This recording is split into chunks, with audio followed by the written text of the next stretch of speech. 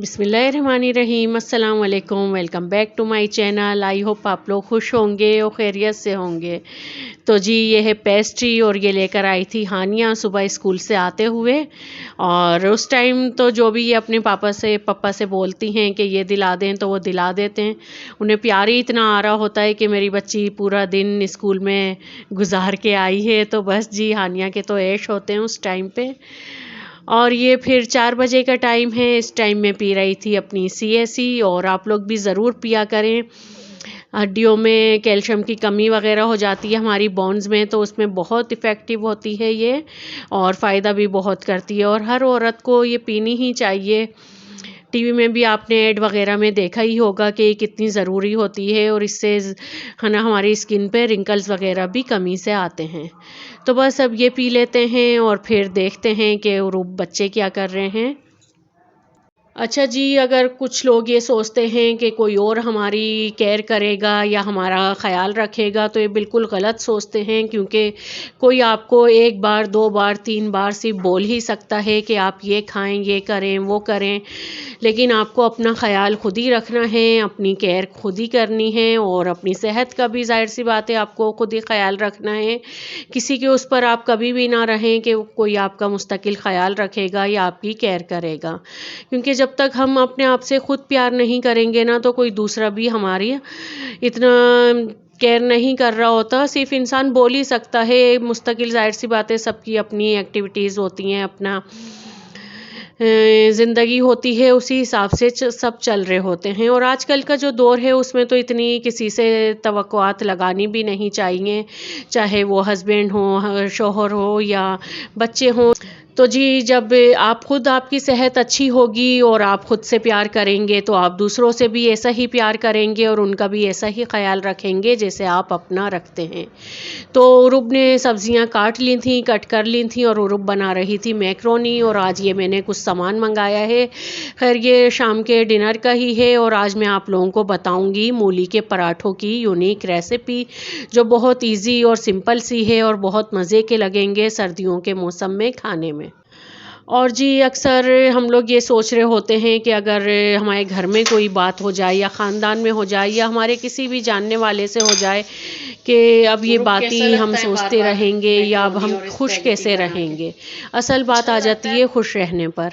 तो अक्सर ख़वातीन ये सोची होती हैं कि अब हम खुश कैसे रहेंगे, हमारे साथ तो ये हो गया या वो हो गया या इन लोगों ने हमें परेशान किया हुआ है या उन लोगों ने किया हुआ है। तो बात ये होती है कि असल जो खुश रहने का होता है वो आपके ऊपर ही होता है कि आप किस तरीके से अपने आप को खुश रख सकते हैं।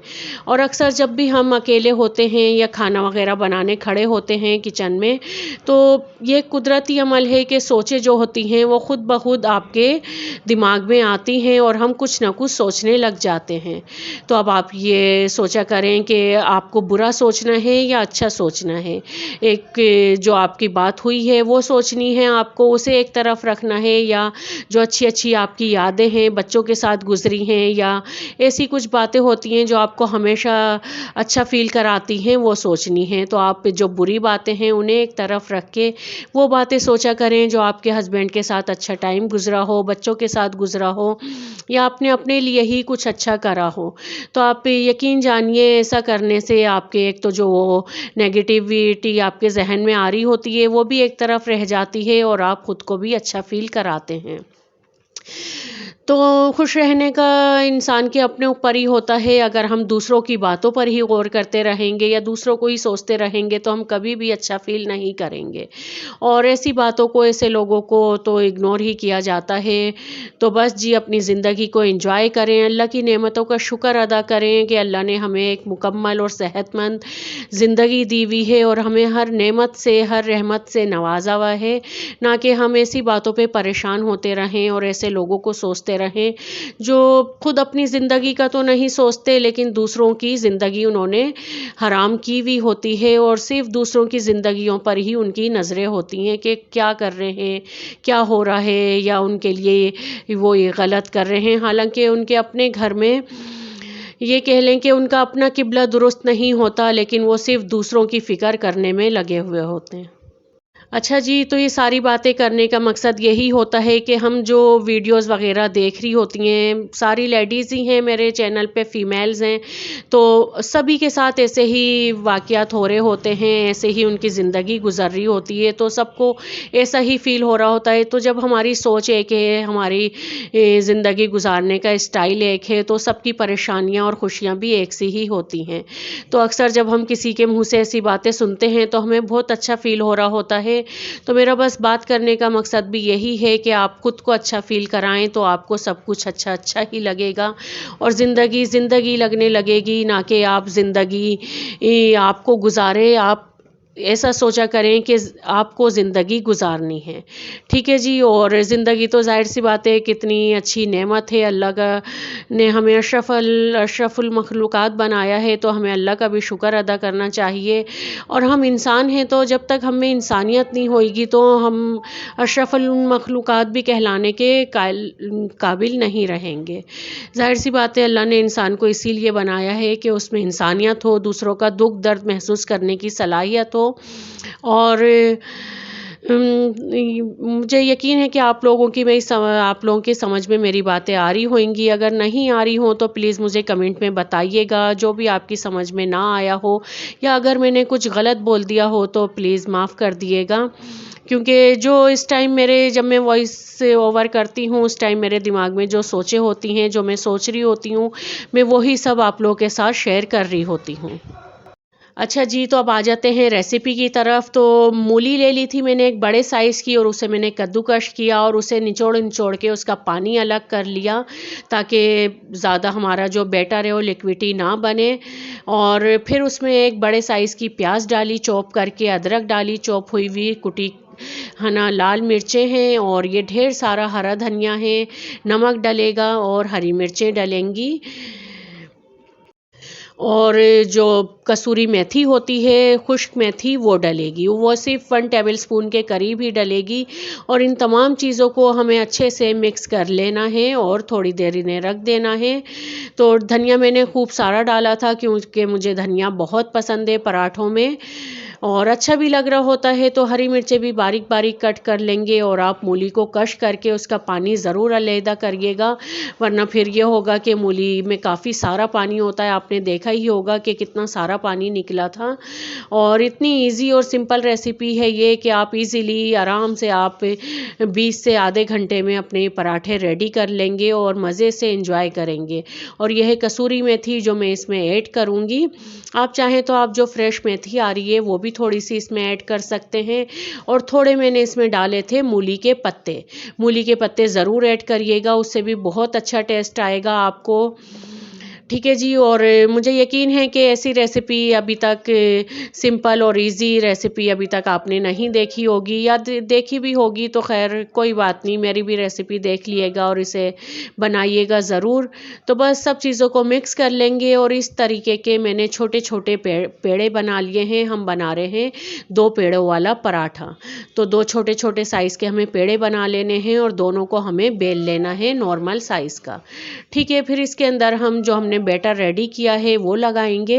और मैं बैटर की चीज़ें आप लोगों को एक बार फिर बता दूं, मूली है कश हुई हुई, पानी उसका हमने सेपरेट कर लिया था, मूली के पत्ते हैं, हरा धनिया है, प्याज है, कुटी लाल मिर्च है, अदरक है चॉप हुई हुई, बारीक कश कर लिया था मैंने उसे, नमक है, और हरी मिर्चें हैं और कुटी लाल मिर्चें।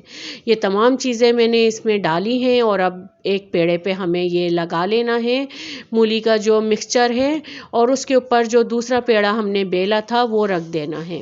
और बस किनारे हाथों की मदद से हमें दबा देने हैं, ताकि जो हमारा मिक्सचर है वो बाहर ना निकले। और फिर हल्के आंच से बिल्कुल इसे हमें बेल लेना है।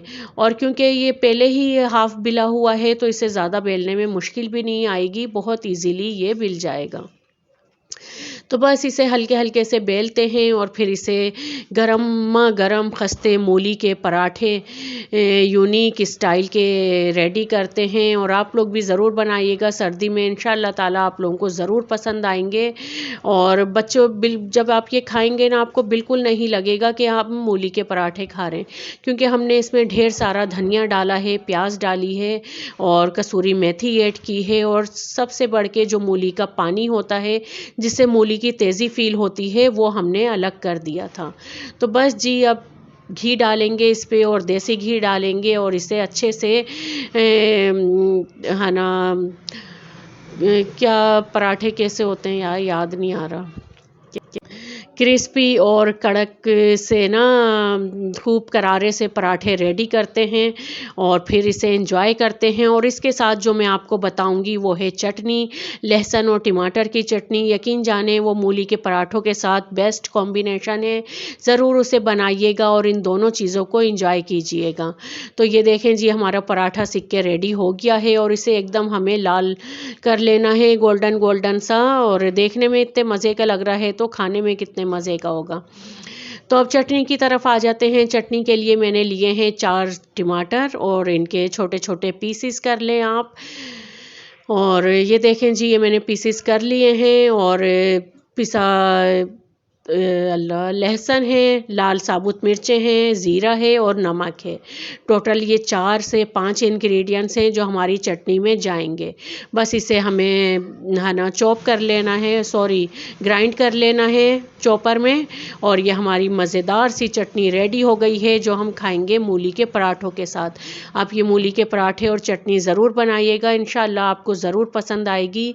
आ जाएं जी आप लोग भी खाना खा लें। और मूली के पराठों पे रखेंगे मक्खन, बहुत मज़े का लगता है आलू के पराठों के साथ और मूली के पराठों के साथ या जैसे भी पराठे हों, मक्खन से तो मज़ा ही दोबाला हो जाता है।